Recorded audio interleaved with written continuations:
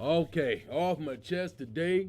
Chris Rock gets his revenge. He gets his revenge. He said, yo, man, I'm waiting 1 year. Matter of fact, I'm waiting 51 weeks before I get out on this dude, man. I'm waiting. And he waited, man. It was well worth the wait. Oh, man, every comic was watching. Like, Chris, get your revenge on every comic that's ever been slapped in the face. If you don't know what I'm talking about, Chris got his revenge back on Will Smith for slapping him at the Oscars last year.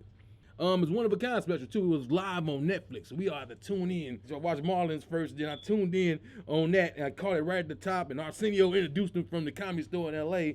when Chris Rock was in Baltimore, and he threw it to him, and then the show started. And I was like, okay, I'm in there. I was in it. I was into it the whole time, man.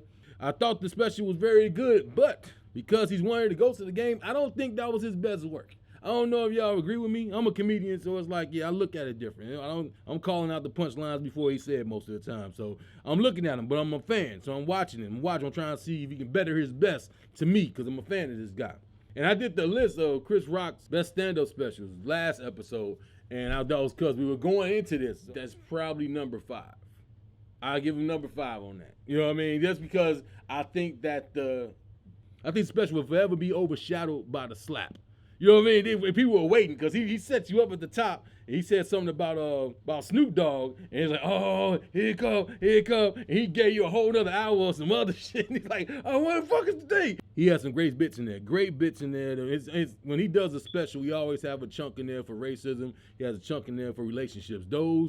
Those bits always go well. Like, he's talking about dating 25-year-old girls is different than dating 50-year-old girls. 25-year-old girls, they don't want nothing. They just want some shoes. And they're model for you naked and everything. Like, look at my shoes. And he said, 50-year-old woman, they ain't gonna ask for shoes. They gonna be like, can you get my roof fixed? That shit is funny as hell. I really didn't care a lot about for the ones with his kids. You know, maybe it's me. You're rich. And he's like, I ain't gonna never had them around together. I'm like, hey, I don't know how that's gonna fit with a lot of black people, but I get what you're saying, Chris, because you're an artist, and you like, fuck it, y'all don't like what I'm saying? Fuck y'all, that's how I feel.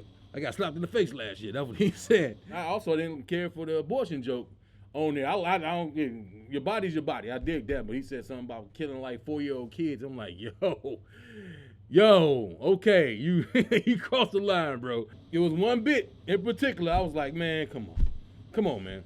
He went in on Michael Jackson again. And I'm like, dude, come on, Chris, man. Y'all don't know me that well. I've been watching Chris Rock since 1987, Uptown Comedy Express.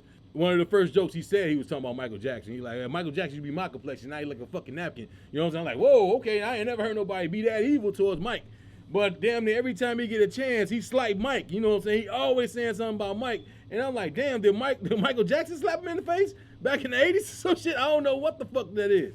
In the comedy a long time, so I'm looking at it and I'm like, it's 3 kind of jokes I don't want to hear. I don't want to hear any Michael Jackson jokes. I don't hear no jokes about your car, and I don't want to hear you talking about you taking the shit. I don't want to hear that. I tune off completely. It's just those subjects to me are just too easy to go to. And I think as great as Chris Rock is, he shouldn't have to go there with that, man. Because the dude is dead, man. So I didn't like that one, Chris, but I know 40% of the people that's watching it didn't even care what you said. They were waiting for you to talk about the slap. And that's all the people were waiting for. They were waiting for it. And he dropped it. And they were like, oh, you felt it in the room. Oh, here come Chris with the talk.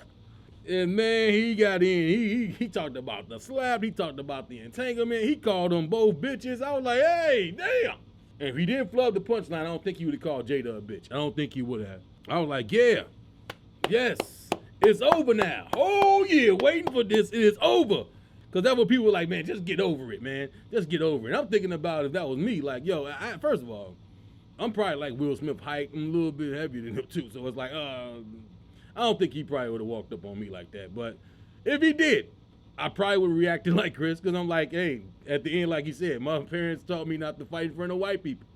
But I would have ducked it, and he was just been trying to hit me. Like, all right, I ain't the victim. He the one coming at me. He's the bullet. And after Chris Rock's performance, I can finally say it's over and done. I don't care what y'all do. Y'all both rich-ass people. Y'all handle that biz. But I just hate to see black people go at it like that. And for Will Smith, we were fans of him, man. He was playing Mr. Nice Guy all that damn time, and you gonna wait till the day of that. And I'm like, I was disappointed in him, man. I felt like, man, come on, man. Like, I thought like my friend going to jail knowing he shouldn't have been in the car with them gangbangers. You know what I'm saying? That's how I felt watching it.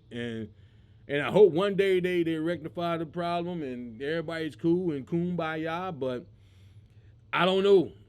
Chris called Jada a bitch, and that might escalate into something. They might get the fighting at the Soul Train party or something. Who knows? But hopefully it's over. So Chris got his revenge, and it's over in my eyes. So next segment.